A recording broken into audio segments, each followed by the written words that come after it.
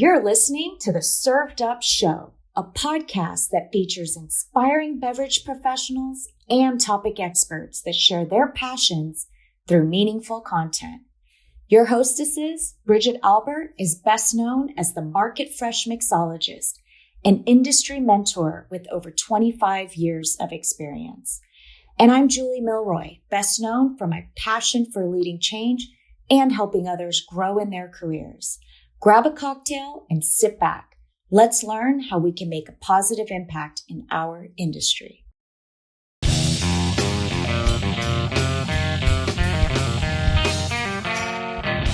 Hey y'all, it's Bridget here. Meet Daniel Singer, the visionary founder of Filthy Food Co., where innovation meets flavor in the most extraordinary ways. But what sets Daniel apart is his extraordinary journey, one where his dyslexia becomes his superpower. His passion for hospitality community became a driving force, and his love for family became the heart of his culinary adventure. So sit back, relax, grab yourself a delicious Filthy Bloody Mary, and enjoy this episode.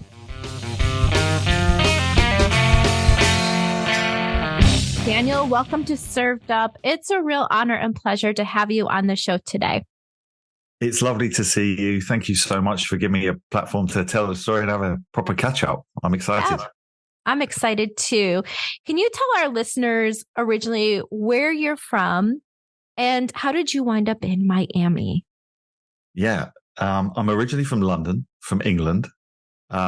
This wonderful wet little island about the size of Michigan with 66 million people on it. So you're sort of all living in these tiny little terraced houses and all living on top of each other. And I'm quite nomadic by nature. I like to travel. I like to plug into different environments. And I just always loved America. I so believe in the promise of America, you know, that no matter where you start or where you're from, if you take some risks and you work hard and provide opportunities, one day you could make something of yourself. And I really dug that. I really felt like I could come to America and maybe make something of myself if I worked hard. And so I started coming here in my early teens with family, and then later teens by myself, and then arrived here first of all in the early 90s. And I was young and good looking, had a full head of hair and an accent, and it was amazing. And then back to the UK and back out here, gosh, around 2004, just after Kim and my wife and I just had our first child. And I thought, God, if I'm ever going to do it, this is my time to try to come to America and see if I could build something. And you did, you absolutely did. So can you tell the listeners, what is your background? Yeah, I have to say, it would be remiss of me to not say my background started as am an incredibly dyslexic human being. You know, I really, really deeply struggled in school, and for anybody that's, we call it now neurodiverse, and we use things like, we have learning differences as opposed to difficulties or disabilities. But back then you were sort of labeled as somebody that had a learning disability or was stupid in school, and you sort of grow up, fighting against the system that doesn't necessarily accept you. So all of my mates that grew up entrepreneurial are either, or grew up dyslexic, are either entrepreneurial, they're special forces, or they're in prison, So in a way, you find a way to operate outside a system that doesn't accept you. So I was always very entrepreneurial as a kid, always inviting friends over and setting up different events in my back garden and getting them to pay to come in. And if they knocked the tins down, I would give them the sweets that the candy that I'd sort of saved up. So I was always incredibly entrepreneurial. When I reached a certain stage of my life, I wanted to explore this more creative part of my being. And I always loved sitting in the movie theater as a kid and sitting in the dark and just feeling like anything was possible and having a sort of escapism route through going to the movies. And so at one point I thought, you know what, I'm going to go to drama school in England, because all of the great actors, Gary Oldman and Daniel Craig, Daniel Day-Lewis, everybody goes through drama school. So I set myself this task. Could an entrepreneurial and a very dyslexic kid end up speaking Shakespeare? Could I, which is really like climbing Mount Everest with one leg, when you can't really read, how are you going to go and learn scripts? How are you going to go and speak Shakespeare? So I set myself this task of getting into the Guildhall School of Music and Drama. And those 3 years in drama school, I was accepted, completely changed my life. I learned the keys to language. I learned why I was the way that I was, and how I could utilize all of the things that could be somewhat perceived as challenges to become my most authentic self. And what I learned during drama school was that you are most powerful in the moment. And that feeling, that philosophy, that achievement set the rest of my life in motion. Everything for me was born at the moment that I was accepted into that school, learnt the keys to language, and found a way of forming a group to do something magnificent. I think that's the main thing, right? Sometimes we all feel like we're going through this journey alone, and putting on a play or something like that, you just start with words on a page and everyone's given a character, but you don't really know. And it could go anywhere if you just trust each other and respect each other and commit to being present and in the moment. And we were able to put on all of these incredible shows. I was recruited by the Royal Shakespeare Company out of drama school and then spent the next 5 years doing theatre. You're kidding. Yeah, it was beautiful. I'm learning so much about you. It's wonderful. It was amazing. I need to understand how we get from Shakespeare to olives. It's blowing my mind. It's absolutely blowing my mind.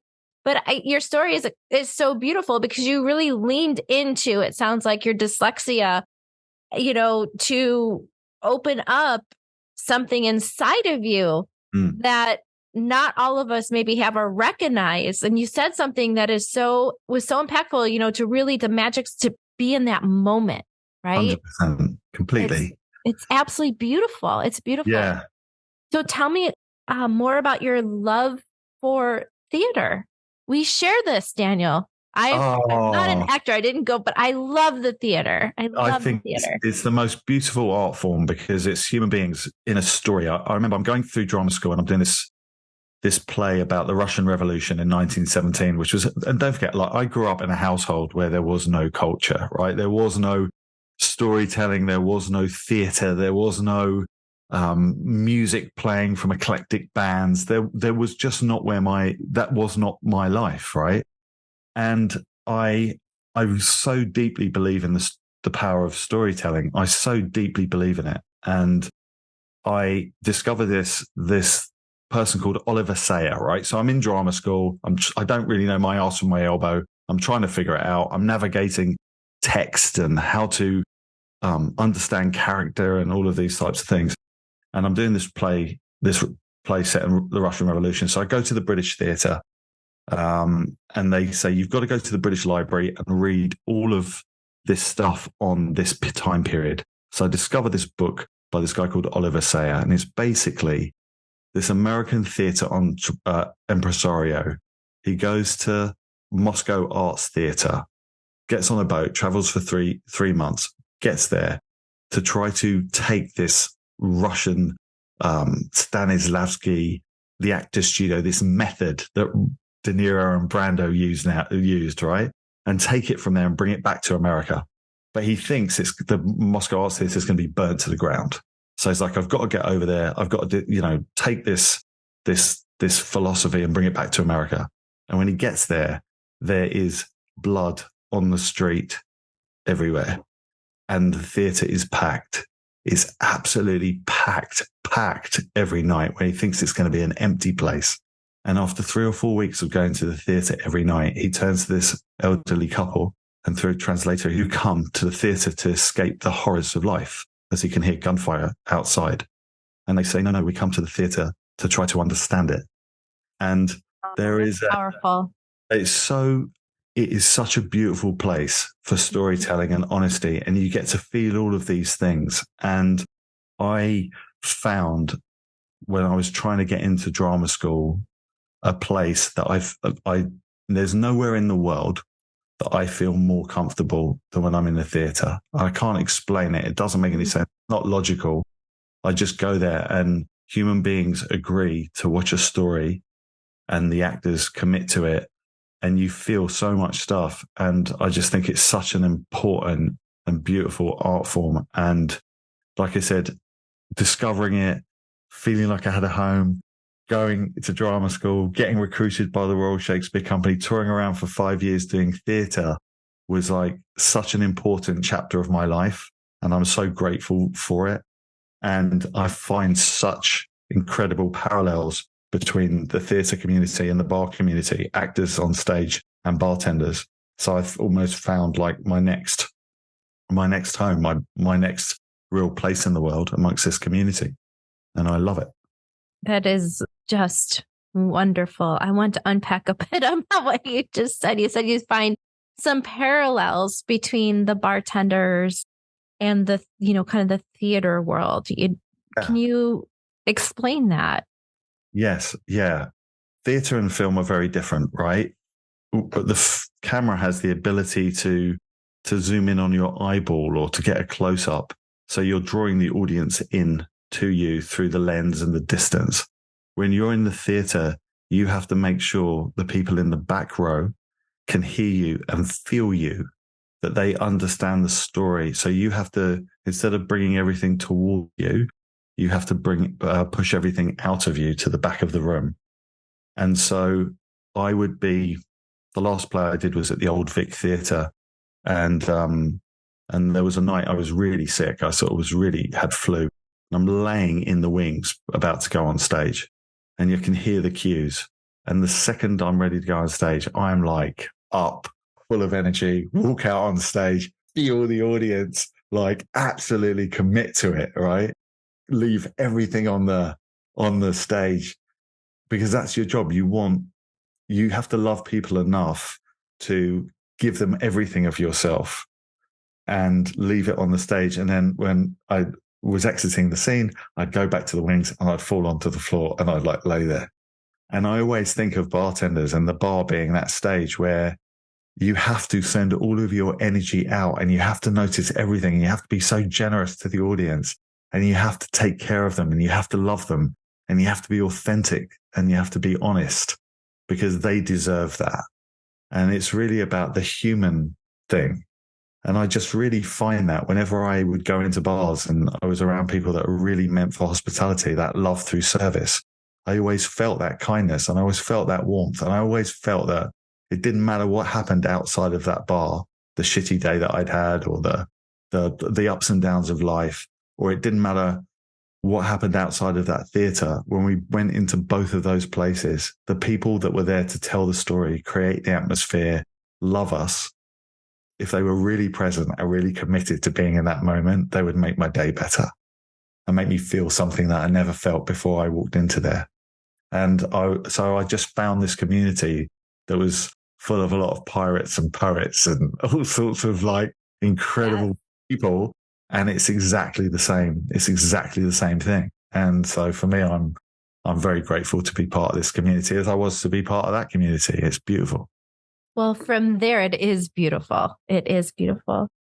How did you become part of the community? Let's jump a little bit forward to America and Filthy and all the things. You really became a flavor expert. Yeah. Yeah. How did that happen, Daniel? Well, my wife and I had Eden. My wife became pregnant with our eldest, Eden, who's now 19.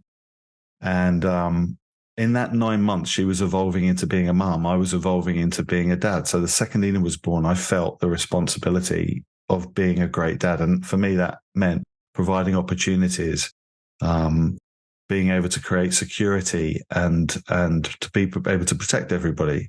I'm very big on that.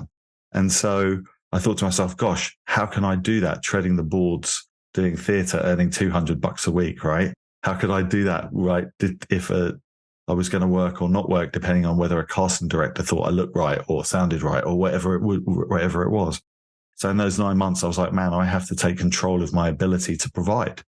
And as much as I love this journey and really deeply loved it, I didn't think it was fair to take my wife and my newborn son at that time on that journey with me. And so I had invested in a friend's business in America, in Michigan, with a few $1,000s that I'd had. So I phoned him up. He had moved to Florida, became part of this pickle company. And I said to him, how's that business doing, And he said, why do you want to know? And I said, well, I've just had a baby. I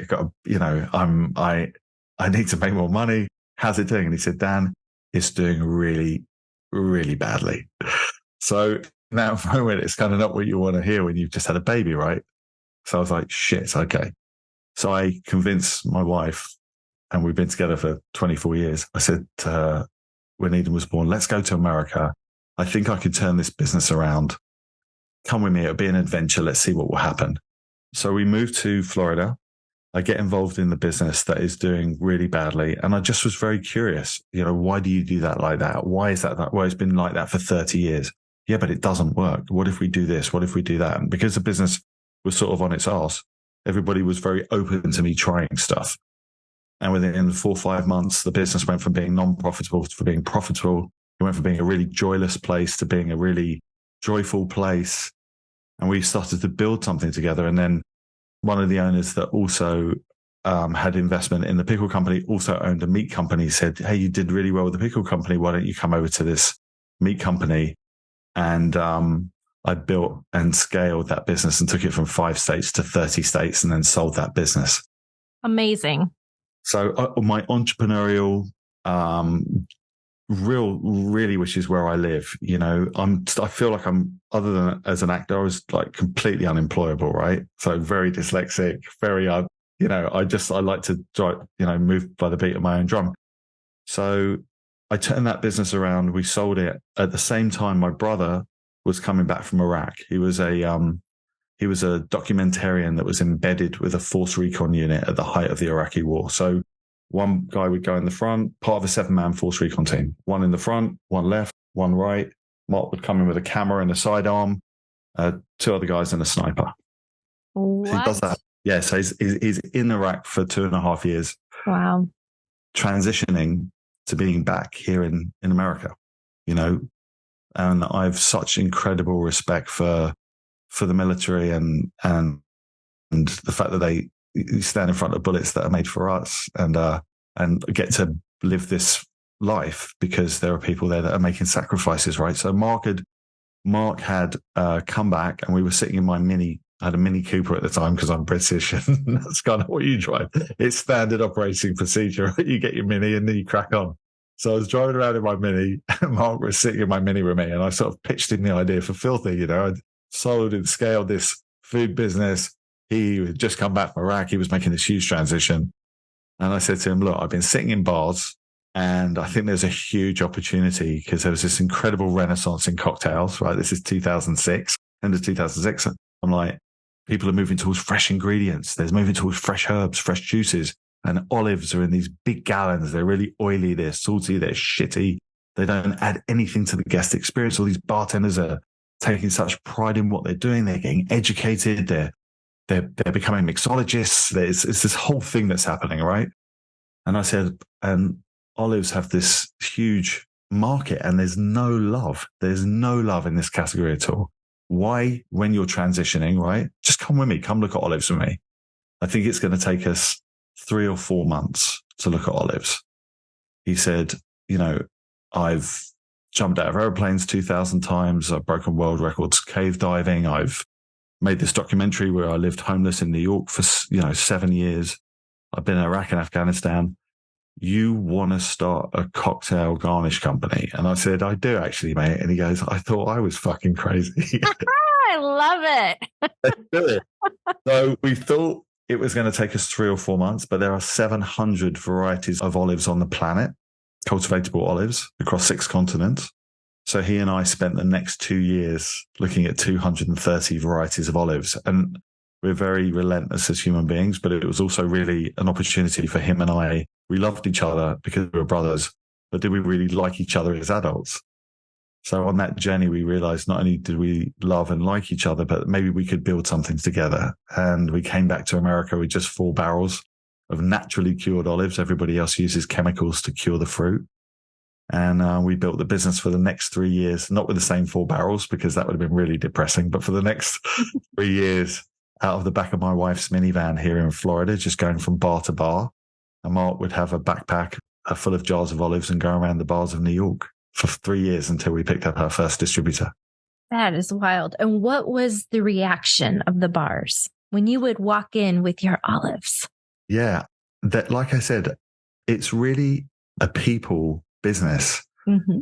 And so here in Florida, as an example, one of my first ever accounts was the Florida Room, and John Lemaire was behind the bar and was just like, yeah, tell me about it. We've been looking at olives and we could only get this stuff, and we started going down this olive oil journey and we wanted to do something better. We felt there was really just this crap that was out there. So what have you been doing? Tell me about it. And he was just so curious. He was like, tell me about the flowering of the plants and the oldest trees you looked at and all of this stuff. And he said, who do I order it from? Which distributors do I get it from? I'm going to take, he tried everything and he was like, I'm going to take it. So I was like, cool. He goes, who should I phone? Shall I phone, who's distributing it? And I was like, here's my card. Call me whenever you need olives, whatever you need, I'll drop it off. And then he told somebody, and then over the next 3 years, it just really became a total bartender's word of mouth brand. I would make deliveries out of Kim's car. We would basically take the kids to school in the morning. I would take the seats out of the car, fill the car up with olives that were in the garage. I'd make all my deliveries. I'd put the seats back in, pick the kids up from school, take the seats back out, and then make deliveries at night for 3 years. That's like 1,000 days, right? Before we picked up our first distributor here in Florida. And like I said, people were just so incredibly kind. They saw the effort. They saw the people that we were. They saw how much we cared about what it is that we did, the process to get to produce the products that we do. And they just were kind to us, so kind to us, embrace us, and just told people. And that's how we grew the business. Amazing. Well, thank goodness for John. Yes, exactly. He was a friend, so I think he probably watches over your company very closely. Let's talk about the name Filthy. Yeah. Where did that come from? So it's so interesting. In England, it's always pissing down, right? It's raining all the time. So as little kids, my brother's only 10 months younger than me. So as kids, we were always outside playing and being really happy and going all into everything. And my mum was always like, look at you, you're bloody filthy. The pair of you, you're bloody filthy. We're just about to go out, or people are coming over and you're filthy, you're bloody filthy. So filthy was always the way that he and I looked at life. Don't dip your toe in, don't get a little bit dirty, get filthy in everything, because it's where the joy is. It's like commit fully to the moment, commit fully to the experience. And then going through drama school and realizing you're most powerful in the moment and just trying to live in the moment.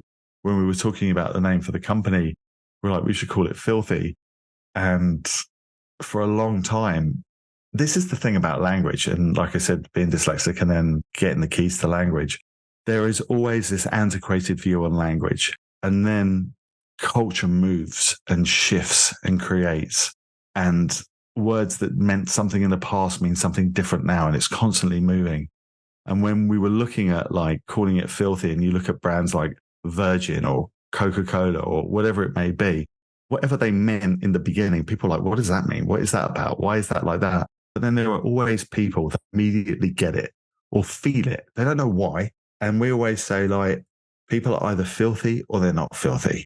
And it's got nothing to do with your income or the type of places you go. It's we're in beautiful top 50 bars in the world, and we're in dive bars where there's blood on the floor every night. You are filthy or you're not filthy. And that's got nothing to do with anything other than your energy and your perspective on life. So the people that get it, they immediately get it. But it's really just down to our attitude and the fact that our mum always said, you're bloody filthy, because we were always getting covered in mud and playing and being so happy. It is such a clever name, but you're right. It is an emotional draw when you read it and you see it and you taste it, I think is really when you understand. And so when we talk about taste and flavor, so you went from olives and then what? How did you expand? And how did you know what to expand to? Like, what was your strategic plan there? People introduced us to other people. I think the main differentiator was when we looked at olives, it's a hard little stone fruit that hangs on a tree, right? But it's the same family as a peach. It's a single stone surrounded by flesh. The only difference is you can't eat it from the tree. It's very hard. You've got to ferment it. So everybody was using chemicals and taking 4 days to do that. They were stripping the fruit of everything that we love about olive oil. And what happened was the skin would thicken. The pores would close of the fruit. All the flavor and the love had been sucked out of it, basically.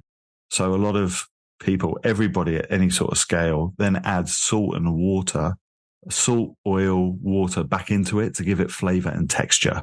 So back in the day, whenever you'd make a martini and you use regular olives out of the big gallons, you'd always get that oil slick on top, right? And that's because it was chemically cured. Everything was stripped out of it. And then all this other stuff was added back in afterwards, but it would create that slick.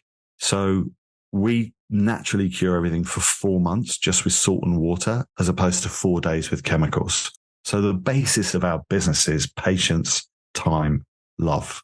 That's really it. Everything that we do, that's it. So it takes a long time to do all of that stuff.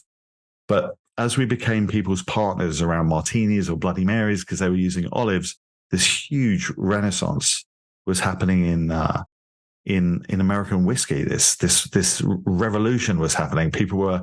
It would go from like 1.5 feet in a liquor store to sort of 10 feet to 20 feet worth of all of these expressions of American whiskey and different aging in different casks and flavors.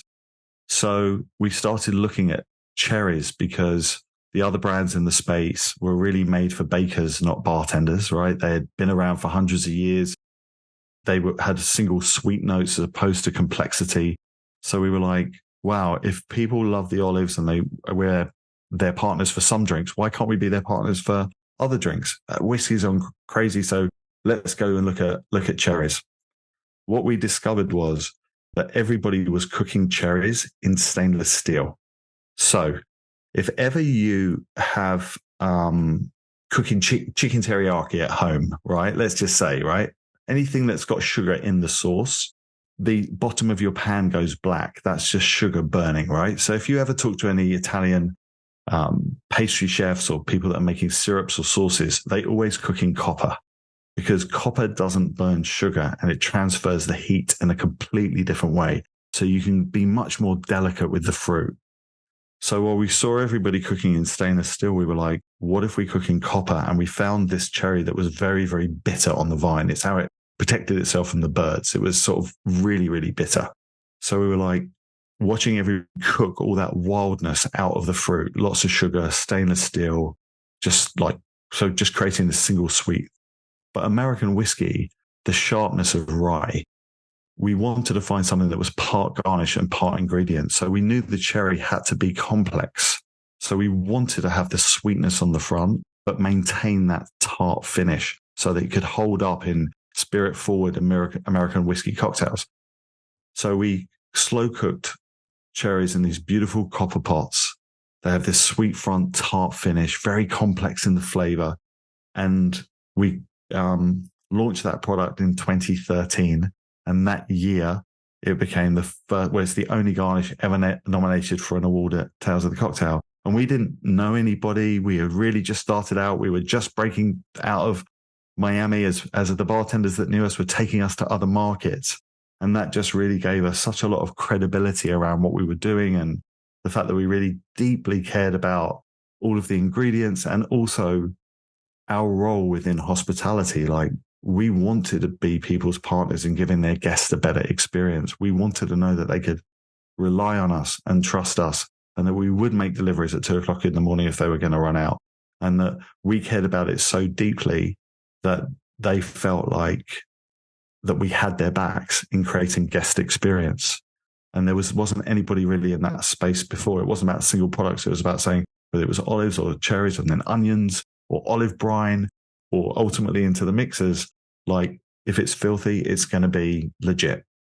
That's how we've always done everything. Never cut any corners, never compromise. Just do the right thing, whatever the cost. Well, it's just so incredible. You know, what you do. And I know you and I had a lovely moment together at Tales of the Cocktail where we did catch up a bit at the Catalyst luncheon. And I shared with you that, my husband and I, we two have been together for 25 years and we own a couple breweries in our small town. We absolutely, use your products because it brings, even in my small town, even for a teeny tiny little space where we don't have a full bar, right? It just makes our guests feel special.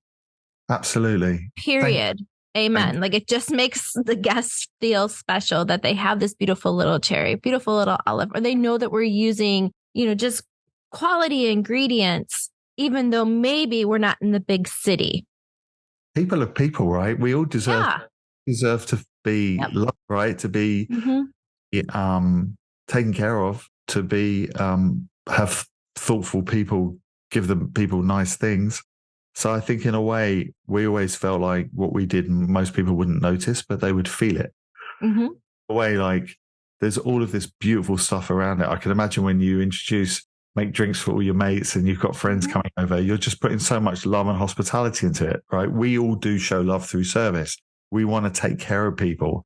So why would you want to throw something crappy in at the end? You wouldn't if you knew there was something different that people really took a lot of time and energy and kindness into, and it would make you feel good about what you were serving and they would feel that from you, right? So I love the fact, and I'm so grateful that you use Filthy, where you are and introduce us to your friends, because it is always and will always be a word of mouth brand. It's just people telling other people.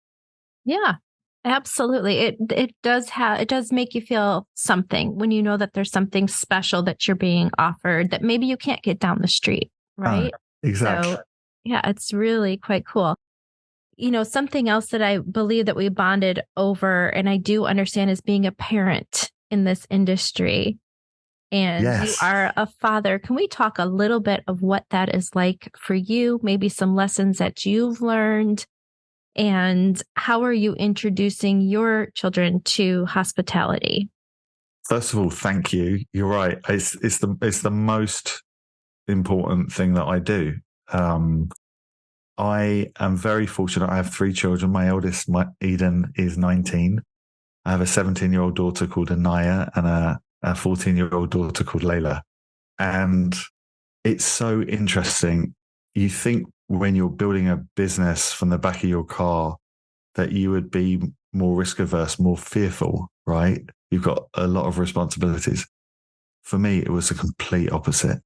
It was the complete opposite because I felt and feel such strength and such love from my wife and my 3 children that it enabled me to feel like I could do anything. And even if we were eating baked beans out of a tin, or, it was my kids that had the worst sneakers at Police Athletic League, so, basketball or shitty shorts or whatever it was, that I never felt judged or like I was a disappointment or that I wasn't doing all that I could. I felt nothing but strength and support and love from my wife and my children. And so because of that, I felt like I could do anything and that I would never let them down. And I think for me, being a dad is very important.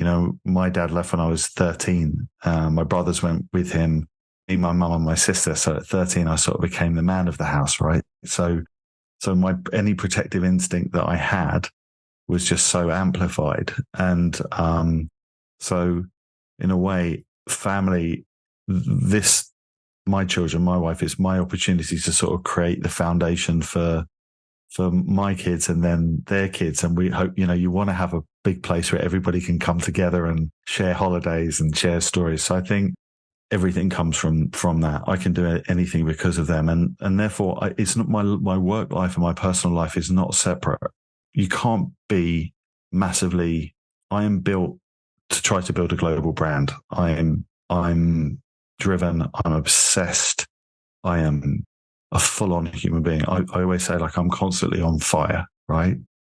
As I'm older, I've harnessed that energy into warmth and light. So I can harness it and I can do positive things with it. But there is a nature that is, I don't find balance. So I just bring, and I've always brought my family into what I do. So rather than keeping it separate when, dad would come home and no, my kids all learned to drive forklifts since they were 8 years old, right?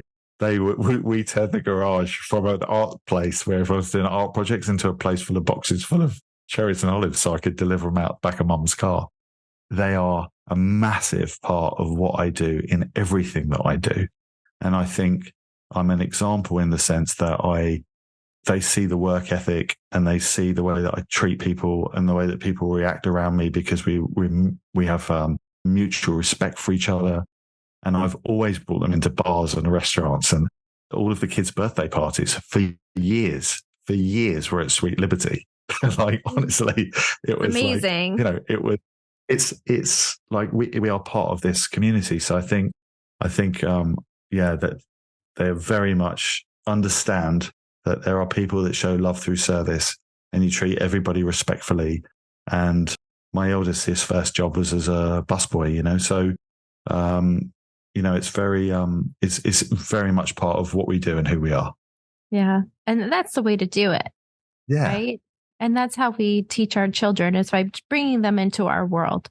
I agree 100%. I can't tell you how many family dinners we've had in the brew house. I can't tell you how many times I've made supper and brought it to the brew house. And so the three of us could sit and eat as a family, because I knew Jamie wouldn't be able to come home anytime soon, just always prioritizing that experience and creating memories anyhow that we could during a crazy busy time in our life. So I feel you when you said that you had 8-year-olds, learning how to drive forklifts. I get it. I totally get it. It's rules, like no phones at the dinner table. And when I'm home, I'm ripping. It's not like I'm getting home and then going to play golf or something. I don't. I'm full on in the business. When I'm home, I'm very, very present. I'm very, very grateful to Kim, my wife, who really enables me to build the business while the kids were really young. And we're such a partner, have such a great partnership in the raising of our kids and being parts of our community and in building this business. It's an impossibility to do anything by yourself. It's just an impossibility. You can't do it. It would be impossible. No, I agree. Daniel, what is next for you? What is next for me? Well, I'm like a race car driver. I'm doing like 180 miles an hour constantly. So I pull over briefly to change my tires, and put the tank. And then so right now I have an ambition for the business. And there's this expression, which is generosity and optimism is an old man that plants the seeds of a tree whose branches he knows he may never feel the shade of. So I am the foundation of this business. I'm the foundation of this generation of the family, my family. And so I know I'm building something that I may not feel necessarily the shade of that endeavor. So for me, I'm really don't think too far in the future, and then I'm in the future all the time. So it's this balance between being a bit of a time traveler, because you have to know where you're going as a business builder. You have to know what success looks like so that you can drive there, get there, achieve it, scale in the right way, in a responsible way, bring people with you on a journey where they can see progression for themselves within what you're doing if they agree and commit to following you. Like, you have to give people a path to where you're going. At the same time, we all know that you have to be present and committed and all of the rest of those things. So I think I don't see life beyond filthy.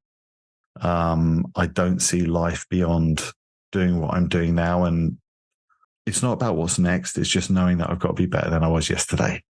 So I'm super curious. I'm always involved in different things. I try to consume information from lots of different sources and different types of people so that I'm constantly erupted, so that I'd never sort of settle or get complacent, because I think complacency is the death of a lot of things. And so yeah, I'm very dedicated to maintaining my energy and commitment to everything filthy. And really it's an act of love. My commitment to filthy is an act of love to my wife, to my kids, to the community that I'm in, to anybody that's serving a drink. While I'm doing this, they know that it's going to be as good as it can possibly be. And so that's all I think about. Well, I think that I can say on behalf of the hospitality industry that we're happy that you're out there building a legacy is what you're doing. And I know that so many appreciate it. I know I appreciate it. And I know you say that you're very focused on Filthy, but I think Filthy will continue to evolve as well. And the reach will continue to get out there in ways that I don't think you have ever dreamed of. And so, that's also my wish for you. Thank you. That's really kind. I really appreciate that. Thank you. Yeah, absolutely. And, on behalf of the Served Up family, Daniel, I just want to thank you so much for taking time to spend with me. And I want to wish you just a lot of great health and a lot of peace. Thanks for being on the show. Oh, my pleasure. And same to you and your family. Really, it's so kind of you to give me the platform to tell the story and to just get to know you a bit better as well. Thanks for the curiosity and the questions. And I wish we had time where I could ask you a load of stuff. I know. Another time. We will do that over a cocktail at some point. We will. Thanks for listening. Served Up is brought to you by Southern Glazers Wine and Spirits. Produced by Zunu.online. Music by We Killed the Lion can be found on Spotify. Make sure to subscribe to be notified of future Served Up episodes. Cheers!